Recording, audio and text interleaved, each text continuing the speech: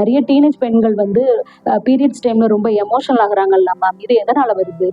So பொதுவாகவே வந்து நம்மளுக்கு இந்த பீரியட்ஸ்க்கு முந்தின 1 வீக்குக்கு முன்னாடி வந்து பார்த்தோம்னா ப்ரீ மென்ஸ்ட்ரல் சிண்ட்ரோம் அப்படின்னு சொல்லுவாங்க. இந்த டைம்ல வந்து ரொம்ப காமனா வந்து மூட் ஸ்விங்ஸ் ஆகுறது, கோவப்படுறது, இரிட்டேஷன் ஆகிட்டே இருக்கிறது எல்லாம் வந்து கொஞ்சம் காமனாக தான் இருக்கும். ஆனா சடனா வந்து குழந்தை வந்து ரொம்ப அதிகமா அழுதுட்டு இருக்காங்க, ரீசனே இல்லாம, இல்லைன்னா எந்த விதமான சுச்சுவேஷனல் ரீசன்ஸுமே இல்லாம வந்து ரொம்ப அதிகமா வந்து கோவப்படுறாங்க, ரியாக்ஷன்ஸ் வந்து ஜாஸ்தியா இருக்கு அப்படின்னா கண்டிப்பா நம்ம அதை வந்து நோட்டீஸ் பண்ணியே ஆகணும். இது வந்து கண்டிப்பா ஹார்மோன்ஸ் ரிலேட்டடான இஷ்யூஸ் தான்.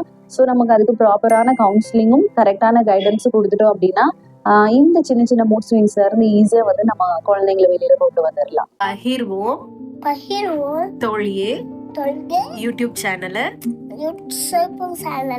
லைக் பண்ணுங்க, சப்ஸ்கிரைப் பண்ணுங்க, ஷேர் பண்ணுங்க, கமெண்ட் பண்ணுங்க. தேங்க்யூ.